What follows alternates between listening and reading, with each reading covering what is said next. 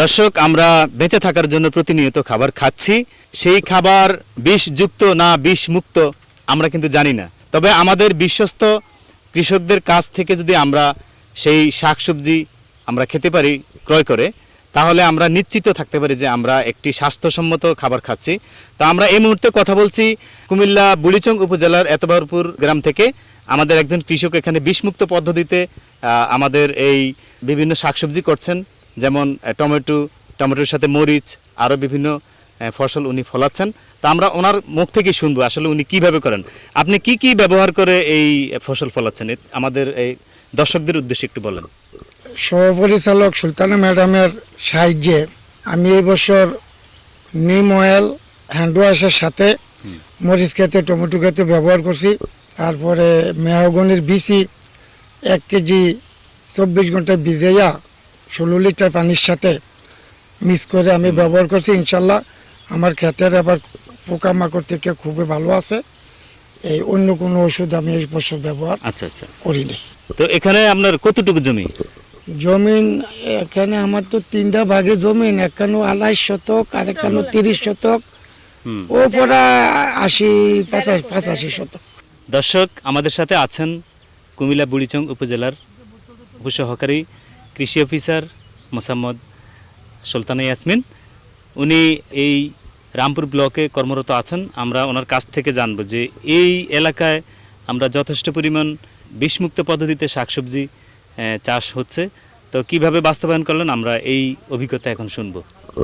আমাদের এবছর রবি মৌসুমে একটা পরিকল্পনা ছিল যে আমরা কৃষকদেরকে নিরাপদ সবজি উৎপাদনে কিভাবে উদ্বুদ্ধ করে তাদেরকে অর্থনৈতিকভাবে সাশ্রয় করে অধিক ফসল এবং নিরাপদ সবজি উৎপাদন করতে পারি। তো আমরা শুরুতে এই পরিকল্পনা আমাদের কৃষি সম্প্রসারণ অধিদপ্তর বুড়িচংয়ের নির্দেশ মোতাবেক আমাদের এরিয়াতে কিছু কৃষকদেরকে আমরা প্রশিক্ষণের ব্যবস্থা করি এবং হাতে কলমে তাদেরকে নিরাপদ সবজি উৎপাদনের জন্য কিছু কাজ আমরা হাতে কলমে শিখাই। সেটা হচ্ছে যে কিভাবে জৈবিক বালাই দমন ব্যবস্থাপনা হাতে তৈরি করে আমরা ফসলের মাঠে ব্যবহার করে সুষম সার এবং নিরাপদ কীটনাশক ব্যবহার করে কিভাবে আমরা সাশ্রয় করতে পারি, এই বিষয়গুলো আমরা ওনাদেরকে হাতে কলমে প্রশিক্ষণ দিয়েছি। এবার আসুন জেনে নেই কিভাবে নিমপাতা ও মেহগনির বীজ দিয়ে জৈব বালাইনাশক তৈরি করা হয়। প্রথমে 200 গ্রাম নিমপাতা 5 লিটার পানি সহ একটি পাতিলে নিয়ে ভালো করে ঢেকে 40 মিনিট জাল দিতে হবে। তারপর তা 16 লিটার পানির সাথে মিশিয়ে সাথে 50 গ্রাম ডিটারজেন্ট মিশিয়ে বিকালবেলা জমিতে স্প্রে করতে হবে। মনে রাখবেন, রৌদ্রের মধ্যে স্প্রে করলে নিমের কার্যকারিতা কমে যায়। এবার 18 থেকে 20টি মেহগনি বীজের সাদা অংশ থেতলে 6 থেকে 8 ঘন্টা ভিজিয়ে রাখতে হবে। তারপর 16 লিটার পানির সাথে মিশিয়ে সাথে 50 গ্রাম ডিটারজেন্ট ও 50 গ্রাম রসুন থেতলে জমিতে স্প্রে করতে হবে। দর্শক, আমাদের সাথে আছেন এই মুহূর্তে কুমিল্লা বুড়িচং উপজেলার কৃষি সম্প্রসারণ অফিসার কৃষিবিদ বানিন রায়। আমরা ওনার কাছ থেকে জানবো যে আমাদের কৃষকরা যে যত্রতত্রভাবে বিভিন্ন কীটনাশক এবং সার দিচ্ছেন, তো এই থেকে আমাদের কৃষকরা কিভাবে পরিত্রাণ পেতে পারেন আমরা এই বিষয়ে ওনার কাছ থেকে জানবো। ধন্যবাদ আপনাকে। আমাদের বুড়িচংয়ে আমি যে 2 বছর যাবৎ আমি চেষ্টা করছি যেটা যে কৃষক ভাইদেরকে উদ্বুদ্ধ করার জন্য যে আমরা কীটনাশক বিক্রেতা বা যিনি কীটনাশক সম্পর্কে জানেন না বা বালাইনাশক সম্পর্কে জানেন না, বালাইনাশক বিক্রেতা যারা আছেন তাদের কথায় আমরা কোনো কীটনাশক বা বালাইনাশক স্প্রে করব না। আমাদের উপসহকারী কৃষি অফিসার, স্থানীয় উপজেলা কৃষি অফিস অথবা যারা এই সম্পর্কে জানেন, পড়াশোনা করেছেন, তাদের কাছে জেনে বুঝে আমরা যে কোনো বালাইনাশক প্রয়োগ করব। আমরা যেটা বিশ্বাস করি এর ফলে প্রথমত যেমন কৃষকের খরচটা কমে যাবে, দ্বিতীয়ত তার নিজের যে স্বাস্থ্যের যে ঝুঁকি আছে, কারণ আমরা জানি এখন কীটনাশক ব্যবহারের ফলে প্রচণ্ড মাত্রায় অনেকেরই কৃষকদের মধ্যে ক্যান্সার আক্রান্ত হচ্ছেন, এই দিক থেকে আমরা বাঁচতে পারবো। তৃতীয়ত হচ্ছে যে কৃষক একটা ভালো ফসল, একজন কৃষক হিসেবে উনি তৃপ্ত থাকবেন, একটা ভালো ফসল একজন ভোক্তার কাছে উনি সরবরাহ করতে পারছেন। সামগ্রিক বিষয়কে সাথে নিয়ে আমি যেহেতু IPM এর একজন যোদ্ধা, IPM এর প্রশিক্ষণ আমি নিয়েছি। আমাদের এবার রবি মৌসুমে পরিকল্পনা ছিল যে বিভিন্ন ব্লকে কৃষকদেরকে এই স্থানীয় যে জৈব বালাইনাশকগুলো আছে বা কৃষকদেরকে জৈব বালাইনাশক তৈরি শেখানো, এইটা নিয়ে আন্দোলনটা আমাদের এইবার ছিল। তাছাড়া অন্যান্য ধান সহ অন্যান্য জমিতেও আমাদের সেই আন্দোলনটা এখন আছে। আবারও যেটা বলতে চাচ্ছি যে আমরা কীটনাশক বা বালাইনাশক বিক্রেতার পরামর্শে কোনো বালাইনাশক প্রয়োগ করব না।